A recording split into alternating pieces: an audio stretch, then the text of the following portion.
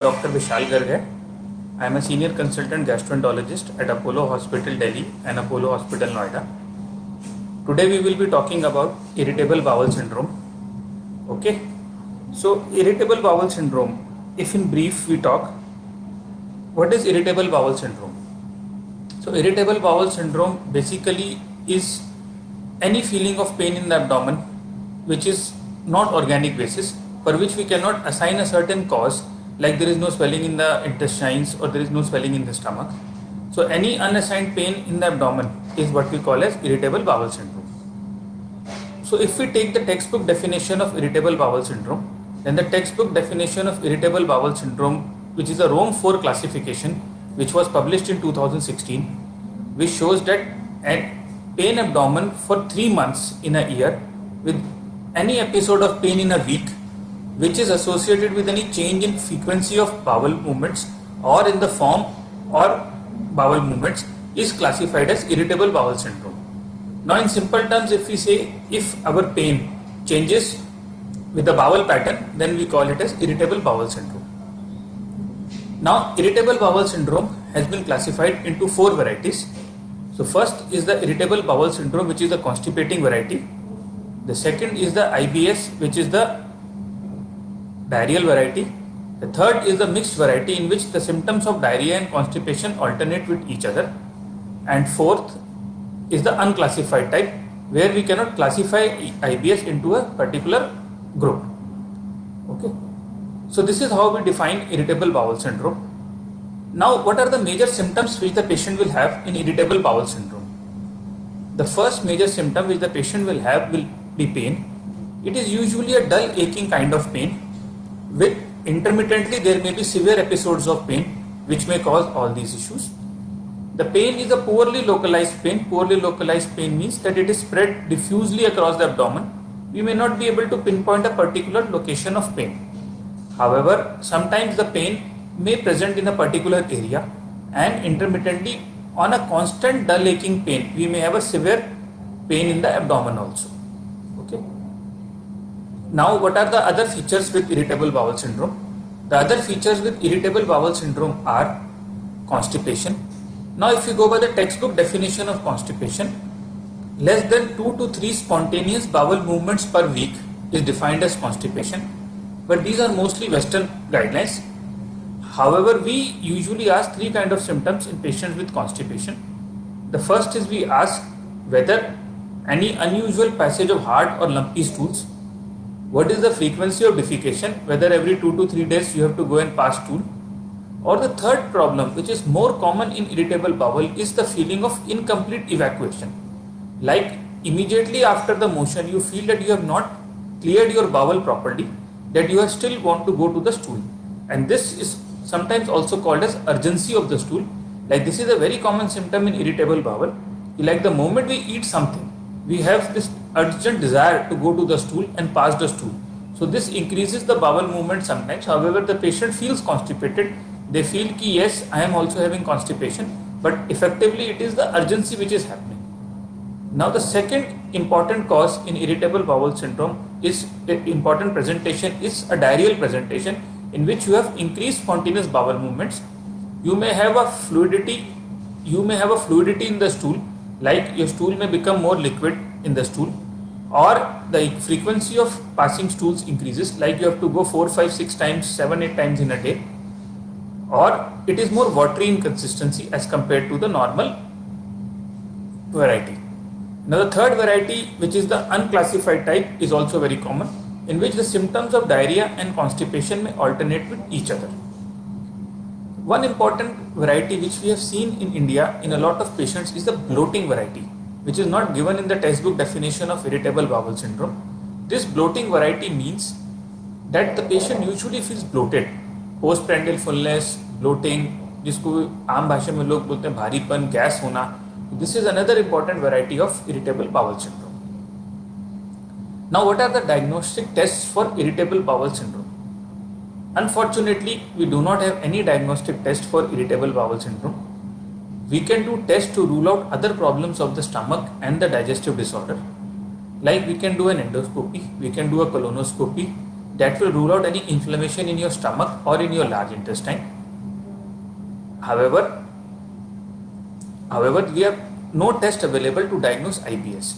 Now, what the textbooks used to say around 4-5 years back, they used to say, get a CT scan of the abdomen done, get an endoscopy done, and get a colonoscopy done. So once all these tests are normal, as well as the biochemical profile is normal, and you are reasonably sure that this is irritable bowel syndrome, then only label somebody as irritable bowel syndrome. Okay. Otherwise, you have to be very cautious by labeling somebody as irritable bowel syndrome. Now, what are the causes of worry? There are certain issues where you need to be very worried and you need to be focused. These following features which I am telling you must not be ignored at any cost. If you are losing weight, which is very unnatural, like you are not doing any exercise, you are not on a diet, and then also you are losing weight, then this becomes an unusual weight loss. What we classify as, if you lose 10% of your body weight in 6 months, then that becomes a significant weight loss. So this must never be ignored. You should immediately seek medical consultation. Any blood in the stools, be it red colored blood or be it black sticky starry stools or any vomiting of blood, so these things should never be ignored. You should immediately seek medical consultation. Any progressive anemia like symptoms, like your hemoglobin is going down progressively without any obvious reasons, like no menstrual losses or anything, then you should always seek medical consultation. Or any recurrent episodes of severe unexplained pain abdomen. So if we have these kind of symptoms, then these symptoms should never be ignored. Now these symptoms are what we call as red flag signs, and these help the clinicians also to decide whether this is irritable bowel or something else. Okay. Now, what are the treatment options available to us for irritable bowel syndrome? Many a times it is asked that what is the best treatment for IBS? Unfortunately, when the pathophysiology of the disease is not very clear, there cannot be a single best treatment. The treatment is usually tailored according to the needs of the patient. Like if you have a constipating variety of IBS, then there are certain issues, certain treatment which can be given. Like first and foremost, we try to give bulk laxatives. Bulk laxatives like isabgol or dietary fiber, or these things are given, psyllium husk, so that the constipation is effectively treated. Then we have non-absorbable disaccharides like lactitol or lactulose, which are given, which are very safe. So these are classified as osmotic laxatives. The third variety is polyethylene glycol, which can be given. Now, other things which can be used for irritable bowel syndrome, constipating variety, can be brucalopride or other laxatives, but we rarely use them. These should be avoided as much as possible. Now, certain other things in irritable bowel syndrome need to be ruled out. Like first, what is need to be ruled out is intestinal bacterial overgrowth, what we call as SIBO. So sometimes the symptoms of SIBO can mimic irritable bowel syndromes to a very large extent. The breath test is available, what we call as hydrogen breath test, that can effectively diagnose SIBO. However, the test has its own limitations. So many a times it is seen that a trial of antibiotics, like a non-absorbable antibiotic like rifaximin, is useful in patients with SIBO, and it helps in the manifestations of irritable bowel also. The other thing to be ruled out is a chronic pancreatitis or gluten sensitivity, celiac disease or other food allergies. This should be ruled out, and if we find out all these things, then they should be treated accordingly. Now, one thing I would like to reiterate here is stress, psychological stress has a lot of direct bearing in the symptoms of irritable bowel syndrome. Literature is there where gut-brain axis, stress and IBS, all these things are linked to each other. Now we have conclusively proven that there is a molecule called as serotonin, which is increased in the brain in stress, and it increases in the intestine and also causes symptoms of irritable bowel syndrome. Okay. That is why the medications which were classified initially as SSRIs, serotonin serotonin reuptake inhibitors, which were initially used for stress, are now being increasingly used for irritable bowel syndrome. Okay. I would like to stress some lifestyle changes which are very important in patients with irritable bowel syndrome. Now, very important is you should keep yourself hydrated. Like in India, like in particularly in Delhi or North India, the summers are very extreme. The rainy season, there is a lot of humidity. So best is to keep yourself extremely hydrated. Drink plenty of water. Have green leafy vegetables, fresh fruits, salads. Avoid oily and fatty foods.